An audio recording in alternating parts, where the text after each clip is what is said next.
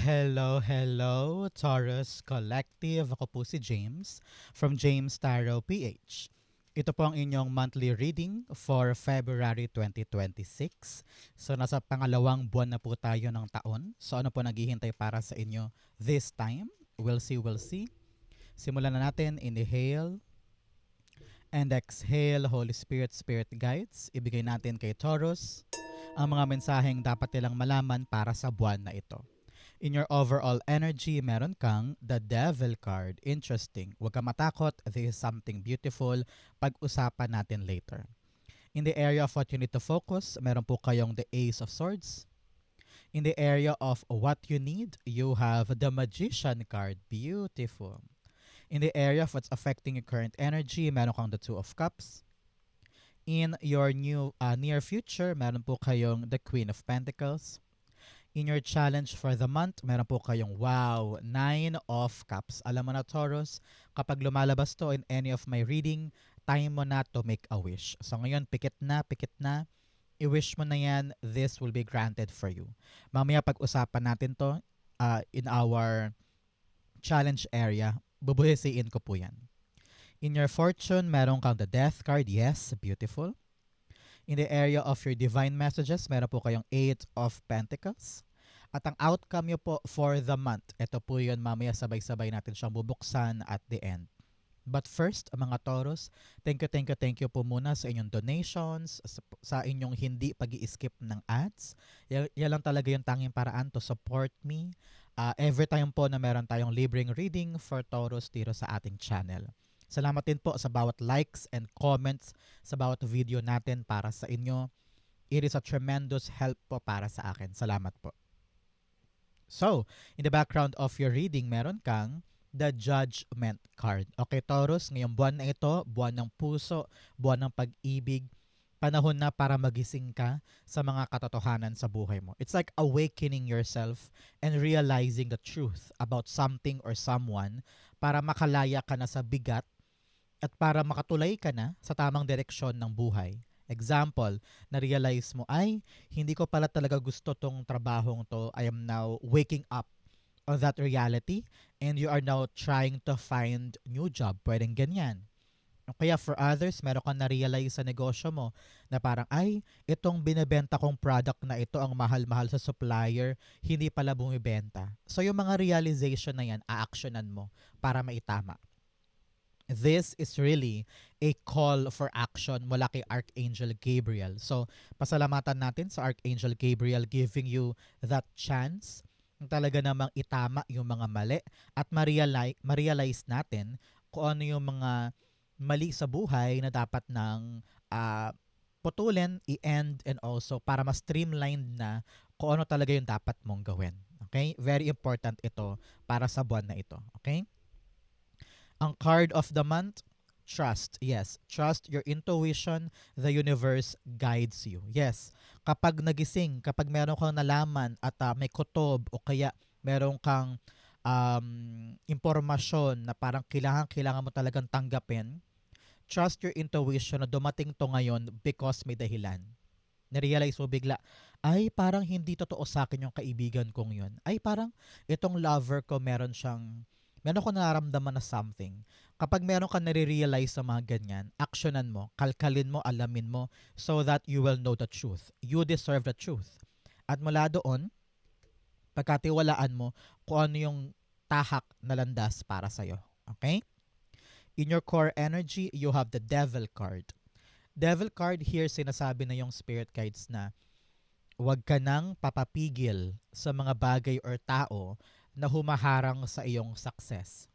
Okay? May realize mo yan this month. Sino ba yung dahilan kung bakit puro drama, puro issue, puro away, puro conflict na kailangan ko na siyang i-let go or lumayo sa kanya because it's not helping me anymore. Meron ka ding mga maling paniniwala no, sa sarili mo na akala mo hanggang dito ka lang pero you will realize, teka, bakit ko pinipigilan ang sarili ko to achieve more or to be someone else or to reach higher? So, kung ano yung mga marirealize mong mali mong sinasabi sa isip mo, yung fear, negativity, na lalo nagpapabagal sa andar mo, babaguhin mo na yan tatanggalin mo na. Example din, isa pa para totally maintindihan mo. Example, na-realize mo, ay, bakit ba ako kumakain ng taba ng baboy tuwing gabi?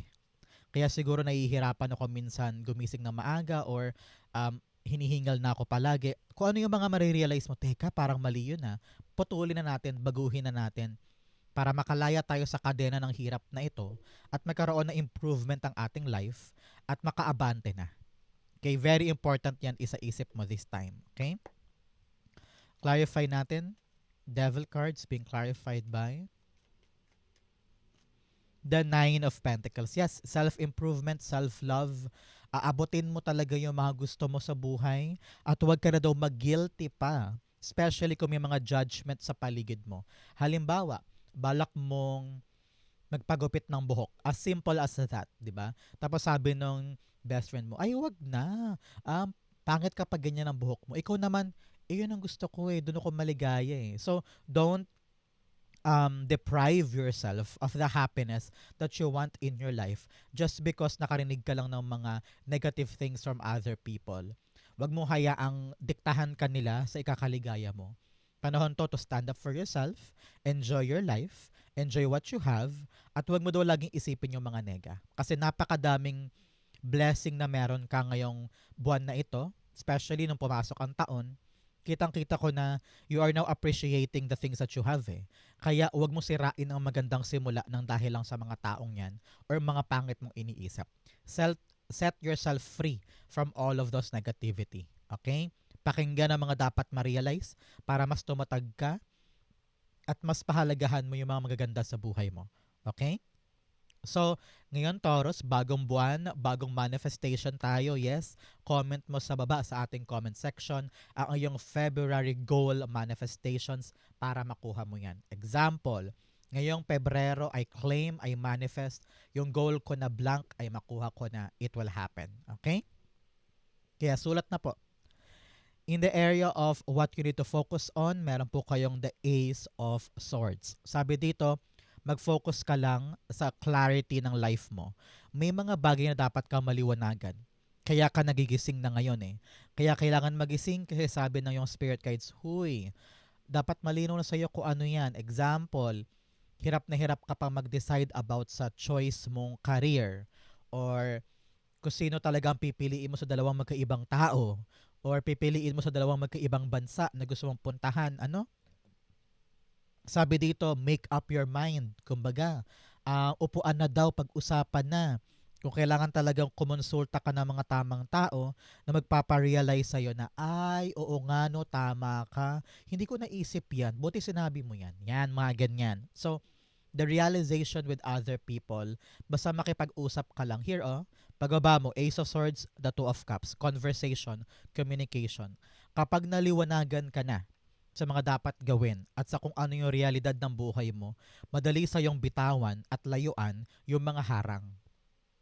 Whether self-improvement ito or mga harang sa paligid, mga balakid sa paligid, kapag malinaw sa iyo kung alin dyan ang dapat putulin, i-slash mo yan sa buhay mo. So parang nag-cleanse ka ngayon at sinishred mo yung mga mali sa life para mag-streamline ka at makuha mo yung victory or milestone or breakthrough. Ika nga, okay? So, kung dumadaan ka ngayon sa hirap, Taurus, o kaya may challenge ka ngayon na nahihirapan kang isolve, sabi na yung spirit guides, you need to open your mind.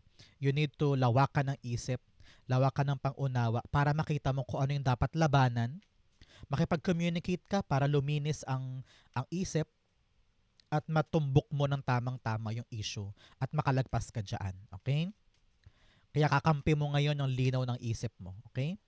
Ace of Swords being clarified by the High Priestess. Yes. Sabi dito, marami kang mga tanong sa sarili mo na gusto mo talagang masagot. Well, yun ang hiwaga ng buhay, di ba? We have a lot of questions with a lot of things.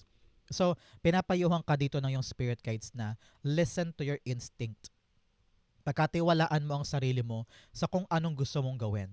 And from there, sumugod ka, lumaban ka. With bravery, with tapang, kayang-kaya mo daw lagpasan kung ano man yung issue na yan or problema na yan. Kapitan mo ang sarili mo, manalig ka sa kaya mong gawin, you will make it through. Okay? So, from that, lilinaw ang isip mo na, okay, Hindi ko kailangan malaman lahat ng sagot, pero malinaw sa akin, ito ang gusto ko, ito gagawin ko, ilalaban ko to. Okay? Very important yan. So Taurus, saan po kayo nanonood ng ating reading for today? Comment down below, taga saan ka? Saan mo na-enjoy ang ating bagong-bagong monthly reading? Okay? In the area of what you need, meron po kayong The Magician card. Palakpakan muna. Sabi dito, ang manifestations mo are within reach. Kaya mo daw dalhin sa yung reality yung minamanifest mo. Anong kailangan gawin ni Taurus? Sabi dito, time na for you to take action. Meron ka daw isang bagay na kinakatakot mo aksyonan. Maaring negosyo ito, o balak mo na magtayo ng sarili mong pagkakakitaan, or balak mo na mag-solo, balak mo nang hatiin yung budget na binibigay mo para meron ka din, parang ganyan. So, kung ano man tong move mo in your self-improvement or financial independence, dapat daw huwag ka magpadala sa mga takot, sa mga limitado mong iniisip, and make it happen. Sabi dito, meron ka ng mga plano, meron ka ng mga na-realize, pero dapat daw aksyonan. Kung ano yung mga nagising ka na, may awakening, na-realize mo, ay, mali ito, ito pala dapat kong gawin. Take a bold decision and make a bold action to make it happen. Yun daw ang pumipigil sa'yo, kaya yung minamanifest mo ay nahihirapan bumaba. It's because kailangan may initial action from your part. Kikilos ka, hahakbang ka, lalarga ka. Kasi kayang-kaya mo naman daw eh. You have the enough tools para maganap ito at ma-accomplish ito. Ikaw lang ang takot. So now, sabihin mo, teka, parang kaya ko naman. Parang I have the experience, I have the knowledge, I have the things na kinakailangan ko. Larga ka, move forward. Okay? Magician card, clarify natin. Oops, tumilapon, madami kayo. Not for you this time. Magician card is being clarified by the Justice card. Yes, sabi dito, you will realize the truth. Malalaman mo na, ay, okay, ganito palang dapat kong gawin, larga na ako. Parang ngayon, sabi na yung spirit guys, kailangan mo daw na mapangkakapitan na bagay para mailaban ito. Kaya katakot humakbang eh. It's because parang hindi sure, marami kang questions, parang kaya ko ba? Magagawa ko ba? Ma-accomplish ko ba? Kasi nga wala ka pang pinanghahawakan na bagay. Kaya nahihirapan kang tumulay. Pero sabi dito, kalkalin mo daw kasi, Taurus. Hanapin mo yung truth, hanapin mo yung legit na sagot para magkaroon ka ng lakas sa loob na subukan yung isang bagay. Example, meron kang balak mo magkumuha ng pwesto sa palengke. Example lang to ha. And then sabi mo, ay ayoko itry. Kahit magaling ka naman magluto, gusto mo magtayo ng karinderya, tapos iniisip mo na sa palengke maraming customer, maraming kakain dun. Pero sabi mo, ay ayoko na lang, ayoko itry, baka hindi ko kaya. I-research mo kasi, punta ka sa palengke, tingnan mo ko talaga may pwesto doon na pwede mong kunin, magkano ang budget, para makita mo kung doable, kung practical, kung panahon na ba para aksyonan to. Kapag alam mo ang truth, madali sa yung humakbang at hindi ka mawawala ng gana or mawawala ng kumpiyansa na tahakin yung initial step. Okay? You just need to verify the truth para makahakbang ka ng tama. Pag nagising sa isang truth, kalkaling mabuti para legit and then take action. Okay? In the area of what's affecting your current energy, meron po kayong the Two of Cups. Si Two of Cups, sinasabi ng yung spirit guides this time, Taurus, na makipag-usap ka daw. Kailangan daw hindi ka makikipag-usap ng patalo o ikaw yung lugi. Kailangan patas. Hindi pwedeng nakipag-usap ka sa taong to. Baka ito ay kontrata, negotiation, or agreement, or interview na parang pinapa-oo mo yung kabilang panig, ganyan. Whether nagbebenta ka ba ng property or meron kang sinasangla or meron kang pinapakiusapan na very very toxic person, ang hirap-hirap niyang kausapin, kailangan daw talaga tiyagain mo, kausapin mo at magising ka sa katotohanan ng mga bagong atake para ito'y makuha mo siya in your favor. Yung ginagawa mo daw before, hindi na siya gagana this time, kaya you need to strategize at huwag mong ikulong ang sarili mo sa limitado mong paraan. Meron daw mga makabagong ways that you will enjoy, that you will be empowered para ito'y maganap para sa'yo. Kasi kaching-kaching nakikita ko dito eh. Empowering yourself eh. Kaya kapag napaunawa mo sa taong ito, yung balak mong gawin, I think you will get the right support. Example, na-realize mo na, ay, hindi na tayo kumikita sa gantong trabaho. Balak ko na magtayo ng sarili kong negosyo. Example lang, para magets mo. And then, sabi ng mga kapatid mo, wag na, hindi ka naman magaling magnegosyo. Ikaw naman, ay, ayoko nga, wag na lang. Pero sabi mo, hindi eh. Feeling ko, time ko na talaga eh, kayang-kaya ko to, marunong na ako, kaya napag-aralan ko na to, pwede ko tong gawin. Tapos ikaw naman, kinausap mo sila, pinaunawa mo sa kanila yung kaya mong gawin, yung proseso mo, yung pangarap mo. And there you will get the understanding. At doon magsisimula kang tumapang, lumakas para itayo yung gusto mo for yourself. Parang ganon. Okay? For others naman, example din, na-realize mo ay parang I need na mag-ipon para sa sarili ko. Ine-empower mo na ang sarili mo, kakabigay mo sa family, baka kailangan namang mag-ipon ka rin for yourself. So, syempre, maraming mga tataas ang kilay, maraming question. So, you need to talk to them na parang, uy, tumatanda na rin ako, kailangan ko na rin sarili kong pera. And that conversation, lalaya ka sa limitadong iniisip, sa negativity, at doon ka may empower to really enjoy what you deserve. Parang ganon, okay? So, ipag-nilay-nilayan mo yan para ma-apply mo sa life mo this time so that it will be in your favor. Okay? Two of Cups, the Four of Pentacles. Yes, now kailangan mong makipag-communicate para magets nila yung alignment na gusto mo para sa buhay mo. Kung ito man ay tungkol sa budgeting, tungkol sa galaw ng career, o tungkol to sa mga pagbabagong gusto mong i-implement sa life mo, kasi ngayon parang gusto mo na i-level up ang buhay ninyo, pag-usapan para lahat ay on board doon sa stability na gusto mong i-create sa buhay ninyo. Example, pangarap mo na pumunta sa abroad pero lahat ay hindi pabor. So you need to talk to them para magets nila kung ano tong stability na gusto mong i-create for you and others. Okay? Nasa pag-uusap naman daw yan eh. Kailangan din daw nilang ma-realize kung ano yung punto mo at punto rin nila para lahat kayo ay all in this together with this plan. Okay? In the area of your near future, meron kang the Queen of Pentacles. Sabi dito, kitang-kita kita here, you are really gonna be very busy pagdating sa pag-unlad ng kaperahan mo. Kung naman tong bagay na bubuin mo na para sa'yo, financial stability, financial freedom in the future, kitang-kita ko na lalago ito in your part. Alam na alam mo kung paano siya paikutin, palaguin, padamihin. Dahil tumapang ka, marirealize mo na, ay, buti pala nilaksan ko ang loob ko. Ay, buti pala sinugulan ko to because fruitful outcome siya for you.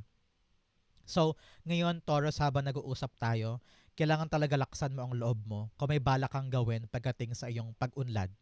Pansarili, pampamilya, pero panahon na to enrich your life, to build your empire, and build something na alam mong balang araw ay makakahita ka ng doble-doble. It's all about you multiplying your resources para hindi ka na matakot kung may pambayad pa ba ako, may pambili pa ba ako, may panggastos pa ba ako. Now, yes, meron na. Especially in the near future.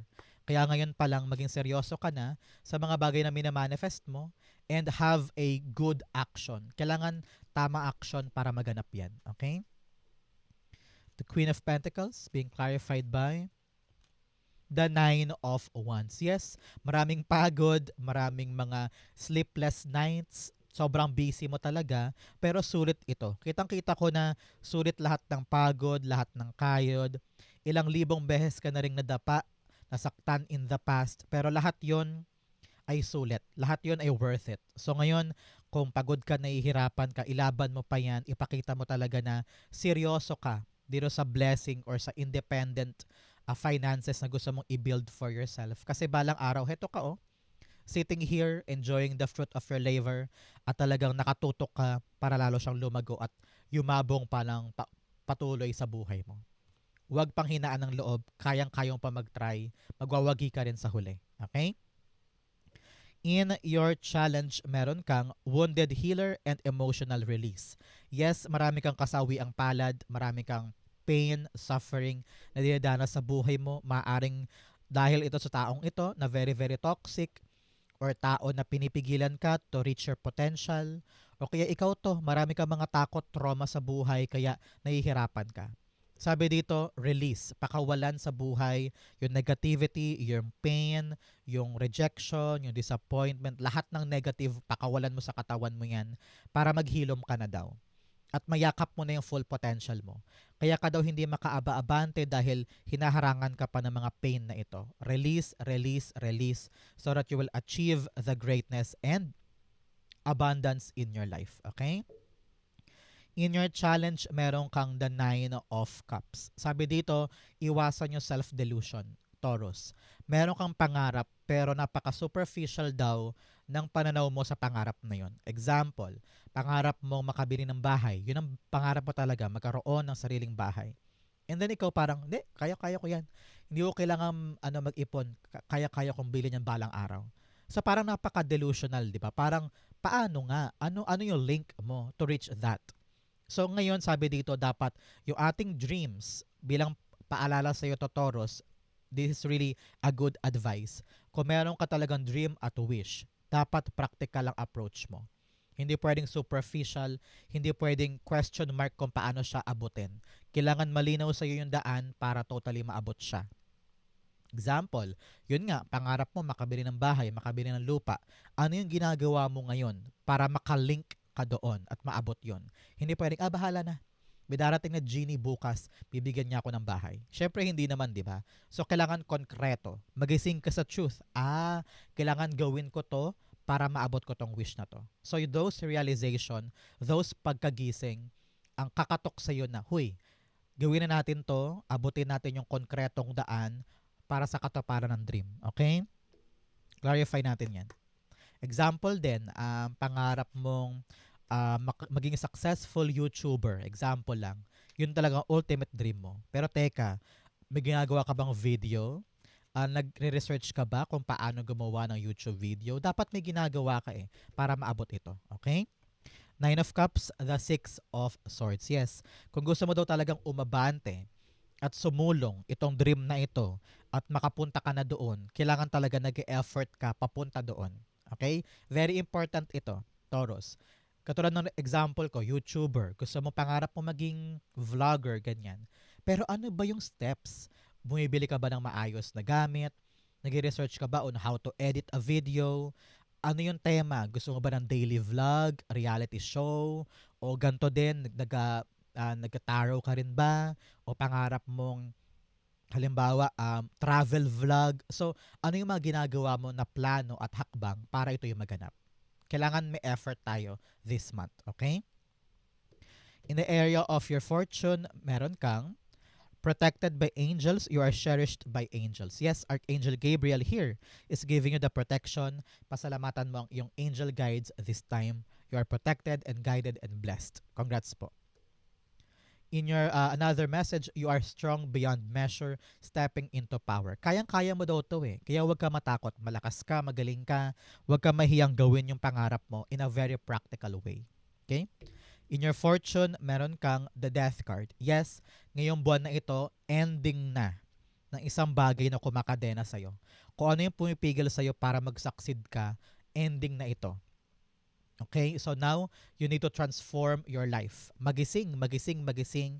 Grand awakening ito para malaman mo yung tamang hakbang para baguhin ang buhay for the better. Hanggat hindi mo nare-realize kung ano yung dapat tapusin, paikot-ikot lang to. So now, be empowered. Magkaroon ka ng lakas ng loob at magkaroon ka ng power in yourself to end something and begin a new thing. Okay? Kung ano man yung mga mali mong ginagawa, pa-ending na yan. And now, dapat harapin mo yung mga pagbabago. Don't be afraid of change because change is what you need para mag-grow ka. Okay? King of Pentacles. Yes, ngayon, minimake sure mo na kung ano yung mga bagay na permanente, mga bagay na long term, mga bagay na sigurado talaga para sa buhay mo, at ayaw mo nang magkasya sa mga temporary. Example, 5 years ka ng contractual, ngayon gusto mo na ng magkaroon ng permanent job. So pinuputol mo na halimbawa yung mga bagay na hindi sigurado and you are now moving to something that is sure, deliberate, secured at talagang tatagal para sa'yo. Example, pangarap mo na talagang magtayo ng sarili mong negosyo o balak mo na magtayo ng Balak mo nang siguraduhin na meron kang sariling ipon kahit na breadwinner ka, lahat ng pera binibigay mo. Ngayon parang ready ka nang mag-transform na, okay, yung 20% akin to, iipunin ko to. Because gusto mong maging sure para sa future. Parang ganon. So now you are building your money, you're building your empire, you're making sure na may pera ka bukas makalawa. Kaya tapusin na yung mga mali para masigurado na yung pansariling financial security mo. Okay? In your divine messages, meron kang believe in the impossible. Manalig ka daw sa mga bagay na gusto mong gawin. Huwag mong limitahan ang sarili mo. Walang imposible para sa'yo. Lahat ay posible. You also have emotions are running high. Yes, halo-halong emosyon para sa mga bagay na gustong gawin, gustong putulin, gustong stable na bagay. Halo-halo yan. Okay lang yan. Relax ka lang. Just be present in your life at actionan mo yung mga marirealize mo. Step by step, gawin mo lang yan at huwag kang ma-overwhelm o matataranta. Okay?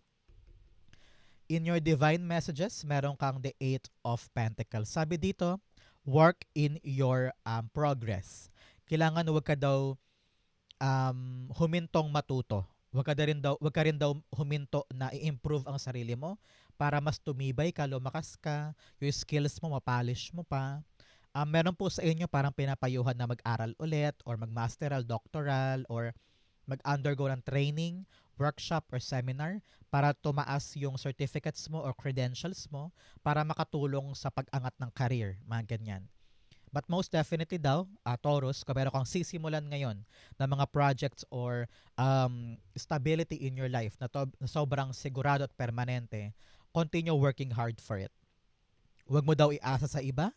Kailangan daw ikaw ang punong abala para masigurado mong tutubo yan at aandar in your favor. Okay?